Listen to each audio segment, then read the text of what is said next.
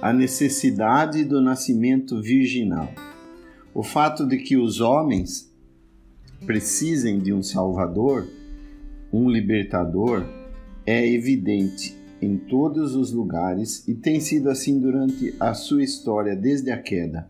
E a primeira promessa de que alguém deveria aparecer seguiu-se rapidamente ao triunfo de Satanás sobre o homem no Éden e saiu da boca do próprio Deus, quando disse: a semente da mulher te ferirá a cabeça e tu lhe ferirás o calcanhar. Gênesis 3, versículo 15. Se Adão tivesse sido capaz de se recuperar e esmagar sob os seus pés a cabeça de seu tentador e conquistador, Deus teria ficado de lado e deixado que ele fizesse isso. Mas não poderia haver esperança para ele ou qualquer um que ele pudesse gerar. Se ele tinha caído, vítima da sutileza de Satanás quando estava firme na plenitude de sua capacidade, como poderia, de alguma forma, recuperar o que havia perdido agora que tinha sido derrotado, aprisionado e colocado sob a sentença da morte pelo justo decreto de Deus? E todos os seus descendentes seriam impotentes como ele. Por um homem entrou o pecado no mundo e pelo pecado a morte. Assim também a morte passou a todos os homens, por isso que todos pecaram. Romanos 5,12. A esperança não estava em Adão, mas na semente da mulher.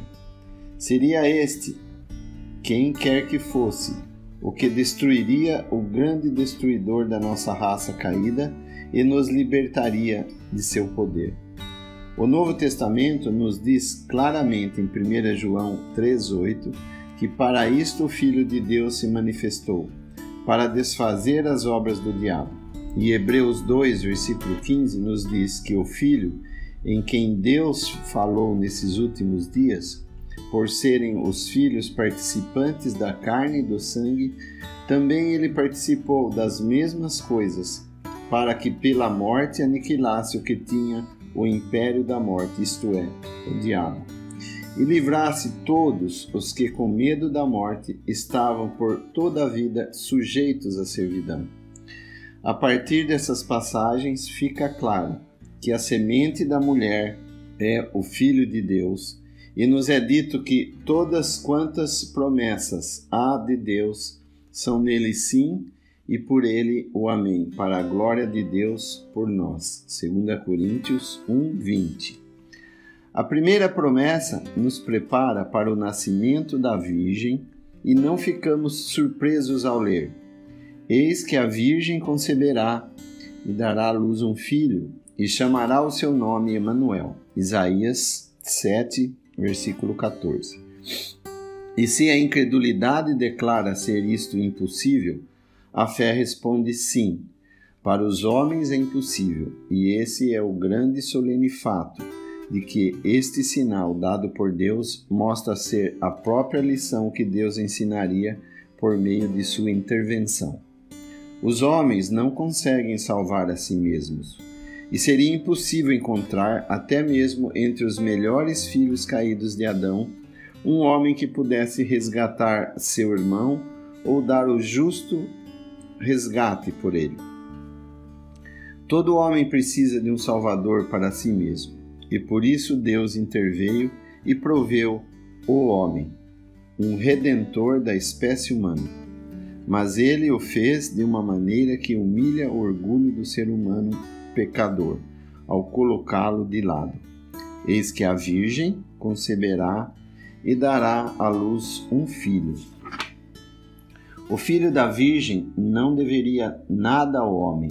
Sua presença no mundo seria independente do homem. Sua vinda ao mundo seria a obra de Deus. Seria a intervenção de Deus em poder miraculoso e soberana misericórdia, a salvação que é do Senhor.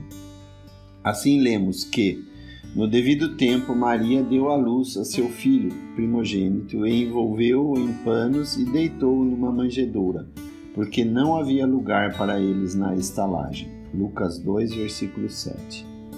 Assim veio Emanuel à parte de todo o poder dos homens e fora da morada dos homens, pois os homens não só eram incapazes de produzir o libertador, mas eles não o queriam quando ele viesse. Semelhantes produzem semelhantes. Essa é uma das leis fundamentais da natureza estabelecidas por Deus. Esta, registrada no capítulo da criação, peixe, ave e carne foram todos ordenados para produzir cada um segundo a sua espécie. E o homem não poderia fazer coisa alguma diferente disso.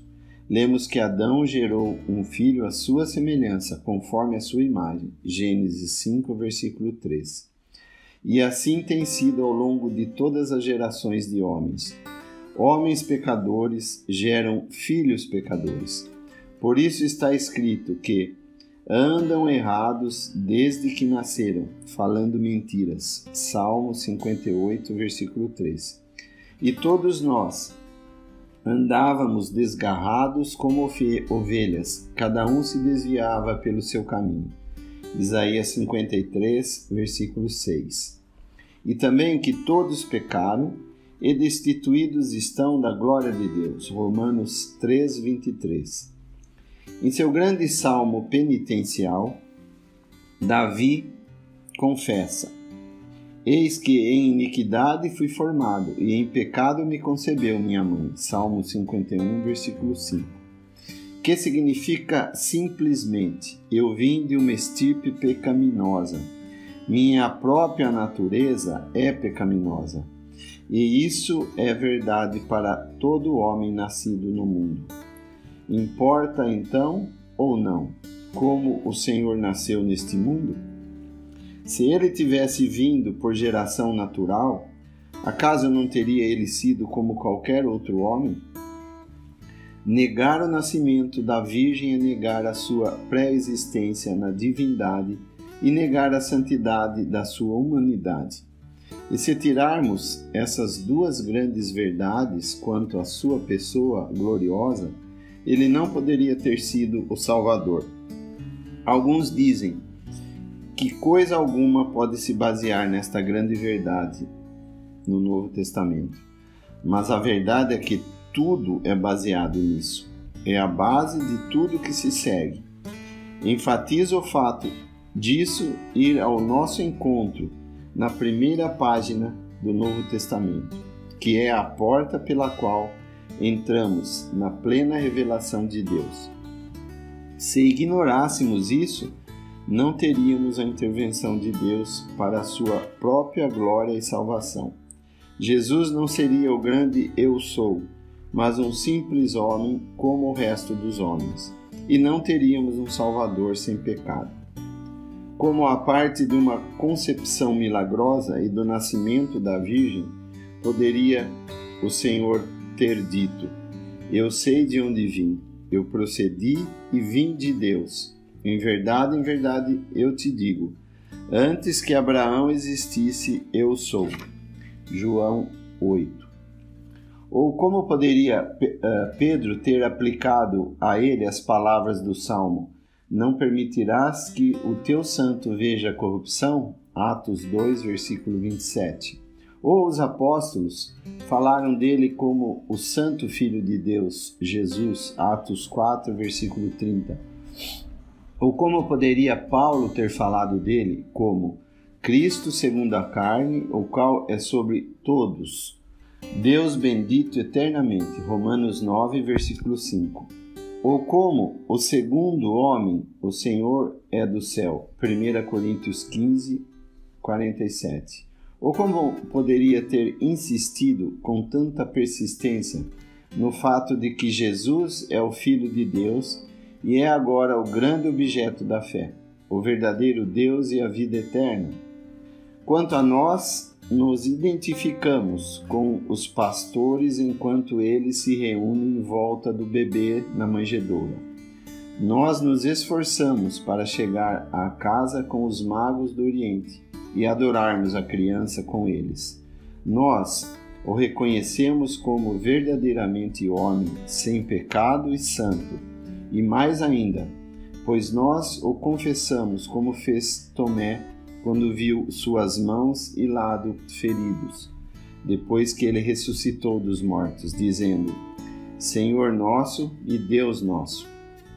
E dizemos isso quando consideramos a maneira da intervenção de Deus para a sua glória e a nossa bênção eterna. Ó profundidade das riquezas, tanto da sabedoria como da ciência de Deus! Quão insondáveis são os seus juízos e quão inescrutáveis os seus caminhos! Porque quem compreendeu a mente do Senhor, ou quem foi seu conselheiro, ou quem lhe deu primeiro a ele, para que lhe seja recompensado? Porque dele, por ele e para ele são todas as coisas. Glória, pois, a ele eternamente. Amém. Romanos 11, versículos 33 a 36.